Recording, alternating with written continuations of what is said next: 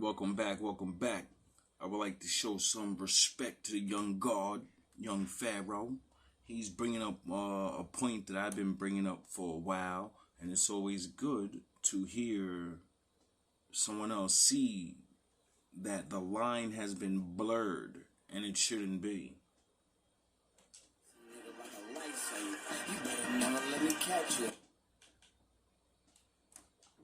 Crime is important, okay? Now, I'm just gonna jump right in. I'm not gonna sugarcoat nothing. Don't. Let me tell y'all why black on black crime is important. Black on black crime is important for many reasons, okay? Now, before I even go into those reasons, let me just talk about some of the excuses that niggas use when you bring up black on black crime. Facts. As a black person, okay? White people bring up black on black crime to excuse the shit that they do. I'm not talking about white people. Nope. Okay? I'm talking about me. When a black man brings up black on black crime from a caring point of view, I'm tired of hearing niggas tell me, okay, about what other white people is doing. Now let me give you an example. This is one of the dumbest excuses you could use. And I used to be one of the niggas who used this excuse, okay, before my thought evolved, because my awareness is always expanding. So you see how you cannot know, and then you can actually live life and then be like, yo, I didn't know, now I know, so now I'm right again. Fuck y'all, eat my dick again. It's that simple. You don't evolve, your mind evolves. That's it. It's okay to be wrong and then be right. We're not from the age where everyone was right, so, we're allowed to be wrong. I used to be one of these niggas who thought this way too. When you bring up black on black crime, and somebody say, well, white people kill each other too. Or, you kill who you live next to. That's one of the most motherfucking weakest motherfucking excuses that you can use. And I used to use the excuse. Now let me tell you why. That excuse is only acceptable on a small ass level. Yes, anybody who lives next to their neighbor, okay, kills their neighbor. Duh. But we're not talking about the just regular homicides. We're talking about the type of homicide, the type of crime. Okay, so let me break this shit down for you, motherfuckers. Break it down. We're not talking about upper class, middle class. We're talking about lower class citizens, regulars. Let's compare lower class whites to lower class blacks. Why is black on black crime important? Okay, if a white person kill a white person, the community talks to the police. Why is black on black crime important? Okay? If a white person kill a white person, the community talks to the police. The black community will not talk to the police. And if somebody does talk to the police, the community will punish the motherfucker who talked to the police. Get that nigga. Don't believe me? Go become a detective and go investigate a homicide in the inner city of a black community. Let's just say Detroit or Chicago or Los Angeles. And then go investigate, okay, a homicide in a white neighborhood.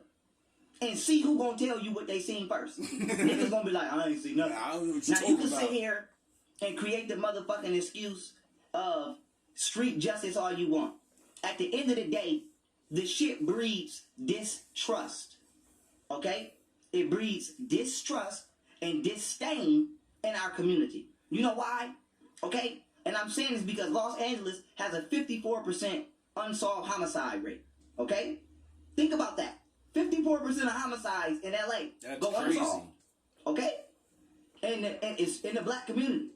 So somebody not talking to police.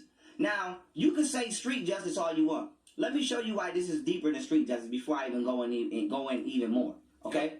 This is deeper than street justice. Because at least white people feel like if something happens to me while I'm walking up the street, I'll get justice. Somebody will give a fuck about what happened to me. See the difference? Okay? That's why black on black crime is important. Because when you walking up that motherfucking street in the hood, you don't feel like you're going to get justice. You know you're not. You know when you go somewhere else, you're not. So, if we're not going to get,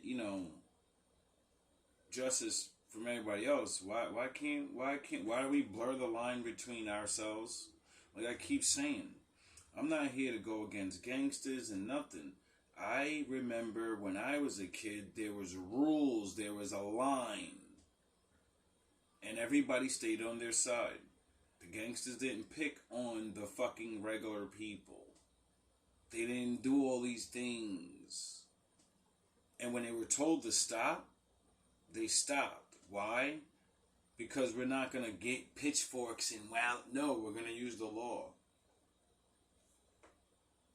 If a nigga rob you, nigga, you're robbed.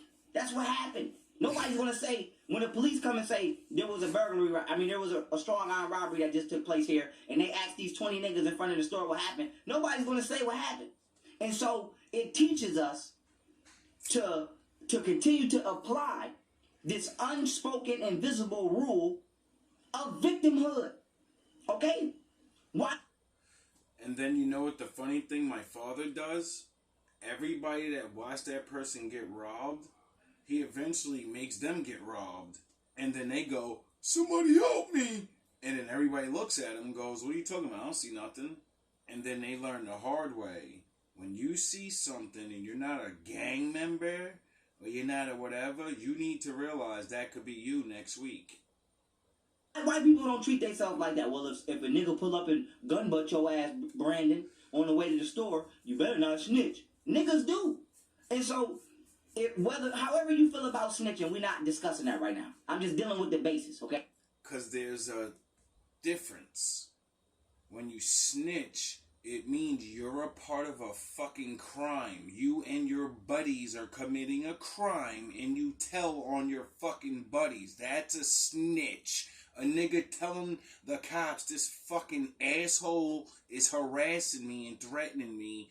That's not me snitching. That's me doing what I lawfully should do. Because if I just act like a fucking gorilla man and I, play silent and go, all right, you got that. You played me, right? You got that. Here, take the money, whatever. And then I see them next day and you don't see me coming and I run you over with my motherfucking car, nigga, and then you're just gone. Should I do it your way? Or should I have the cops come, spare your life and my money and my life, and then you learn a lesson? Why should I rob this regular motherfucker? There's plenty of other motherfuckers to rob. Let me go rob one of these. Oh yeah, forgot. We got this rival gang over there. Go fucking rob one of them. Go make one of them feel pussy. You have a reason. Those are your enemies, right? Or if that's usually what? What's going on? Do you see my point now? Oh yeah, because when real evil meets real evil, motherfuckers start realizing, let the bodies hit the floor. And a lot of you niggas use just playing around. You got down because you want to have girls and drugs. You're not really fucking gangsters. You go crazy because of the drugs. If you're off drugs and a motherfucker gets you on a one-on-one, you niggas get scared. Why? Because you need something to make you a gangster. The other motherfuckers back in the day just were. Do you understand that? They don't use drugs to activate their Vegeta, nigga. They're Vegeta. All day, every day. They don't have a Goku in them. That's why the fuck they do this shit. Why do you think I play all that Vegeta shit? Because Vegeta has pride. Vegeta was a bad guy, but Vegeta had rules. When Vegeta went and met Goku, and it was a 5-on-2, Vegeta said, Nappa, go in there and beat all them motherfuckers up by yourself, nigga. And if you fail, you're done. And then I'm gonna go in there and beat all of them up by myself. Because I'm a bad guy. You see the difference? There's a big fucking difference. Because if you gangbanging and you consciously commit a crime, okay, then the no snitching rule applies to you, okay? But what about when a straight bullet hit a motherfucking kid and don't nobody see nothing? Huh? That happens every day. Oh, I ain't no snitch. Or my friend did it. I ain't gonna say nothing, okay? So, if a white motherfucker friend shoot up the block gonna tell on the nigga, okay? The block is not afraid of gang retaliation or repercussions because they done told on some leader of a motherfucking gang. Because they know if they don't, it's going to keep happening.